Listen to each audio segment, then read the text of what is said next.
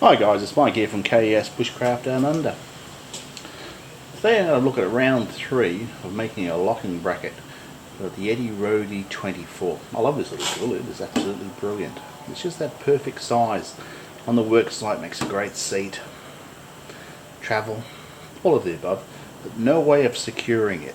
Okay, so those that watch my videos know I made a bracket you can screw in up here on the cooler, so it requires you to drill into the cooler.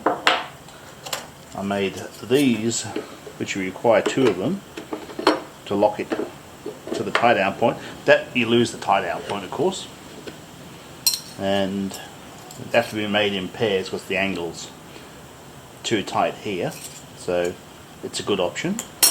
And I've looked at this now.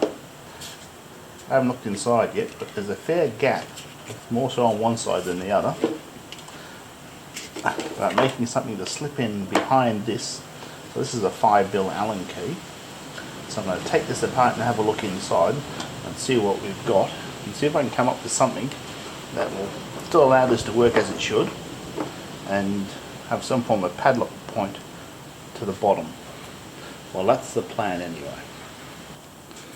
Well, that's a bit more complex than I thought. So I've got 2 keyways. That allows the strap to turn, so there must be a pin inside here to locate that. It's got a plastic washer, optimistically spoke there. There's a big gap in the bottom here to come in through there, or I could make something big enough to go around the whole shooting match and just put an extra washer in there on the spine. That would give me the depth and a lot more strength.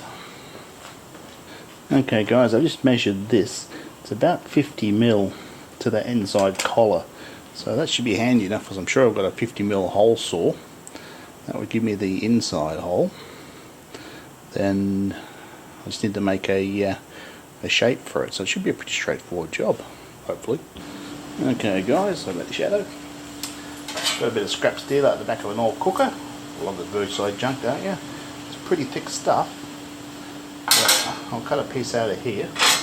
I'll put a 50mm hole in, and we'll see how we go. Okay guys, so I've put my 50mm hole in. That's a great fit over that. So I'll have to work out my external shape. So that'll just drop over there.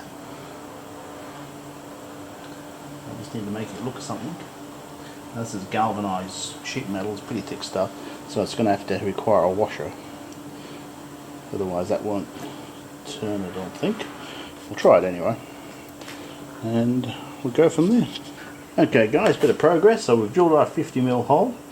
I've folded the bottom over to give me more thickness, where I put my hole in here for a padlock staple.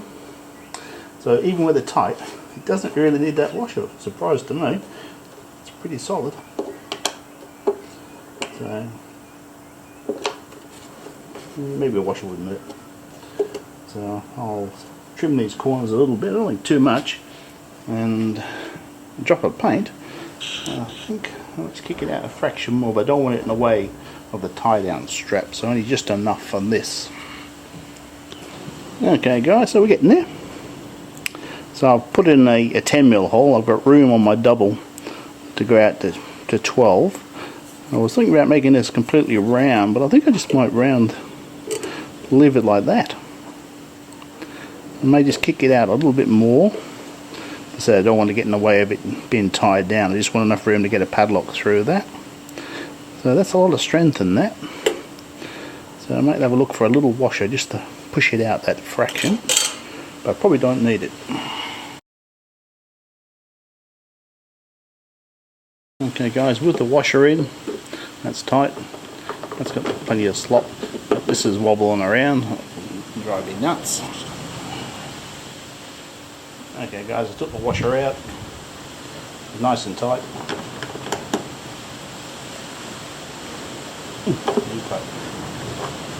Not as loose as the other side, it's still fully operational, and plenty of room to get a padlock in there. So, get some paint on that, and I think that's a job well done. Anyway guys, if you like this type of content, it helps you out, don't forget to like and subscribe, it helps me out. I shall catch you next time.